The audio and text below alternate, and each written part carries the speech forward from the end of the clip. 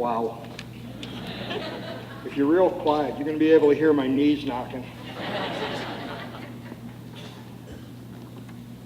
You want to know the scary thing? Dorothy and I have been working on, trying to work on a speech, something to say here. And, you know, with work and family, last night to 10 o'clock, we actually buckled down and started working on it. Talked it over a couple sometimes. She listened to me. She said, oh my God, that's great. About 3 o'clock this afternoon, gone. I don't remember what I was going to talk about.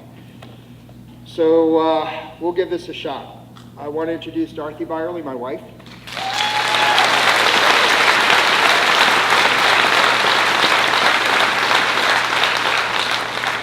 This is the high school where we met and fell in love when we were 16 and 15. I took the boys to the locker where I was, and it was with a friend, and I you know, you're in a small school and that, you know, you hear people's names and that, but I never really met Dorothy. And she had just broke up with her boyfriend, lucky me.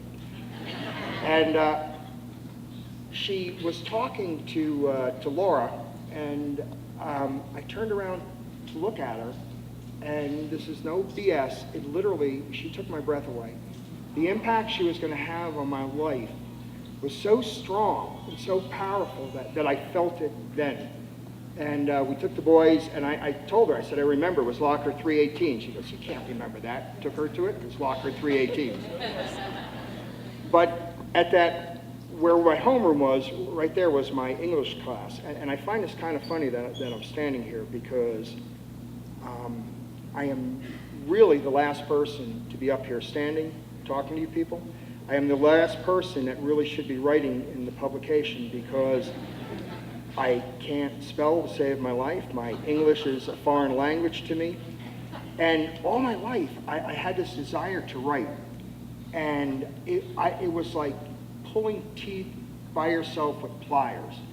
For me to get out a page, but I just had this longing to do it, and I couldn't do it. And we had an assignment to do in our English class, and it was Mrs. Christensen, and she was a tough cookie. And we had to write we were being forced to write a speech on freedom. And I just found that so ironic that I wrote how ironic that was. So we're talking about the freedoms that we have in this country, that we have to be forced to write something positive about it. Not that I would have wrote something negative about it, I just thought it was a little bit ironic. So even back then I was sticking my hands in it. Well, she failed me on that writing, and I really formed a great relationship with her because it was about 2 weeks later, she took me out in the hall, and I didn't know what she was going to do, and she comes up to me and she squeezes my arm like this. Now, if she was like 25 and attractive, I would have been, oh yeah. But she was like 80 years old, which nothing wrong with being 80, but it was just, you know, 17, you're kind of like, you know, 85 and you're looking at 80 and it's like, yeah. So she says to me, she goes, Bob, she says, I'm going to let you know you are never going to be anything more than a ditch digger your entire life. No, for me that was a good thing.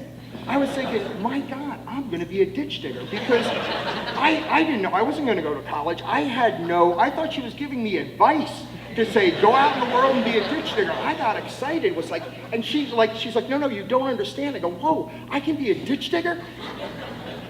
But all that changed when I met Dorothy. And it's like God in our lives. God comes into our lives, and all of us have experienced this. We're nothing without him. We're only a half a person.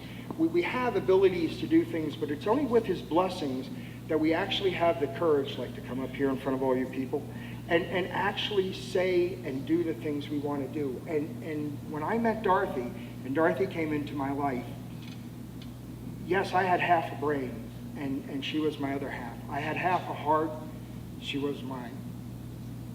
Other half. So there would be no R-Town. There would be no R-Town, there would be no Bob Beierle writing if it wasn't for Dorothy, so please, here's the real person behind R-Town.